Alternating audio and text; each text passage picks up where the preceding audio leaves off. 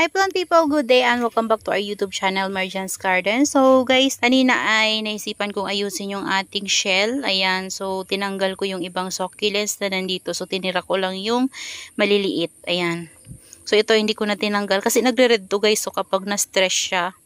Ayan, so ang ginawa ko, nilagyan ko sila ng maliliit natin na mga variegated gymno. Ayan, so wala na tayong nailagay na pang toppings kasi wala na tayong pang toppings. So soon, kapag mayroon na tayong pang topping, so mas gaganda yan guys kapag nilagyan natin yan ng black sand or kahit na pumice stone or white sand guys, yan. So yan yung gusto kong ilagay sa kanya. So pag-isipan ko kung ano yung pwede nating mailagay na toppings para mas maganda tingnan and then mas lumabas yung color ng ating mga variegated gymno. Ayan. So ito guys, so si ODT, ang tagal-tagal na yan sa akin. So, napakarami niya. So, ngayon, yan na lang yung natira sa akin. So, ayan, gusto niya pala yung nineglect lang siya para mabuhay siya dito sa atin sa lowland. Ayan. So, ayan yung itsura niya. So, hindi pa siya masyadong kagandahan dahil nga wala tayong toppings. So, ayan, dito naman banda yung ating mga cactus na Astro and Gymnus, yan, and then yung iba nating klase ng cactus ay nandito.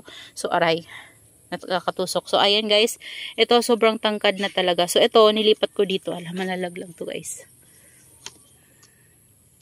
Nilipat ko to dito guys, so kasi ginawa nga natin tong arrangement, diba? So, ayan, ito yung ating Firu, ayan.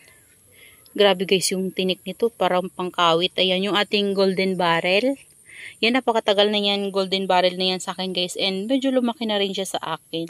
So ito yung ating kinatan guys, and naitanim ko na yung kinat ko dito, and nagkatulit ako sa kanya yung maikli, kinat ko na din. Tapos ito yung update sa isa nating cactus na si Myrtilio. Ayan siya. Ito yung ating palagi to guys namumulaklak yung ating melo. Ayan, pink melo ata to guys, yan, pink. So, ang bulaklak niya ay pink, tapos palagi siyang namumunga. So, yung bunga niya ay may seeds, tapos ginagawa ko, tinatanggal ko yun, nilalagay ko dun sa, sa basang soil. So, sana mabuhay, no. Hindi ko din alam kasi guys kung paano ko buhayin yung mga galing sa seeds. Ayan, ito yung update sa ating mga rare astro na nabili. Ayan. Yan, ito yung ating Mirio. Ayan, so ating variegated Mirio. Ayan siya. So nakita ko yan guys kahapon, meron na siyang roots.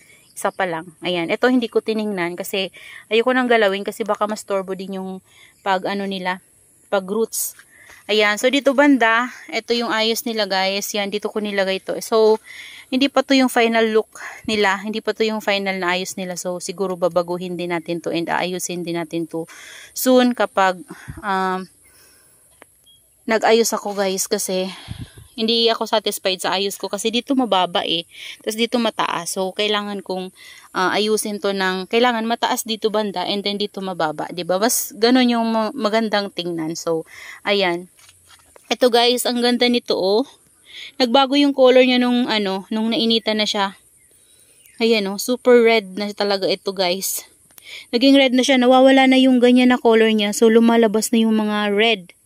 Ayan, yung galing yan guys kay Searching Yancy. Yan din. Tapos ito yung isa guys si Unsuka. Ayan, yung matangkad natin na Unsuka. Ayan.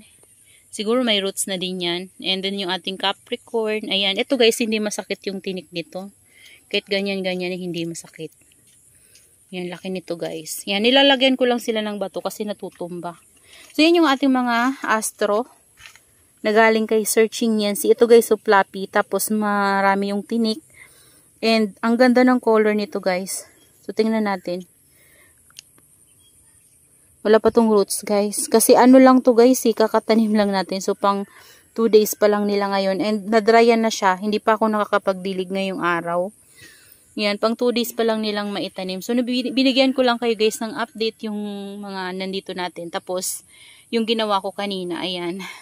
So, ayan, sabay na din natin to. Bigyan ko kayo ng update dito. Ito, okay naman to, Yan, hindi ko pa to dito ginagalaw talaga. Simula nang mailagay ko, hindi ko yan tinitingnan. So, hayaan na muna natin. Kapag dumating yung pots natin na maganda, saka ko yan sila guys gagalawin para i-repot. Ayan. So, ayan yung ating mga astro Astro. Ayan. Ayan. So, dehydrated pa guys yung iba. Pero, okay lang naman din guys. Makaka-recover din yan kapag nagkaroon na sila ng new roots. And nakainom na sila ng water. Ayan. So, gusto lang kasi nila guys. Napapansin ko dito sa ating mga Gymno and Astro ay ang gusto nila ay lagi silang binabasa-basa. So, kapag natutuyuan sila ay hindi sila agad nagro-root. So, gusto nila yung lagi silang binabasa-basa. Pero, wag lang yung guys, yung sobrang sobrang ma-overwater natin sila kasi may nakita ako na kapag na-overwater pala sila ay nagbibiyak yung ganito nila, yung lining nila guys.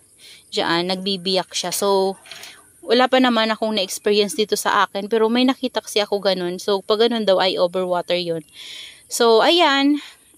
Yun lang yung based on my experience talaga ay gusto nila kapag bagong unbox and bagong itanim sila, lalo na dehydrated. So, didiligan natin sila agad and lagi natin silang imimist kahit na everyday. Wag lang yung sobra-sobra. Basta lang yung nababasa yung soil nila para mag-produce sila agad ng new roots. Pati yung ating mga Gymno guys, ganun din.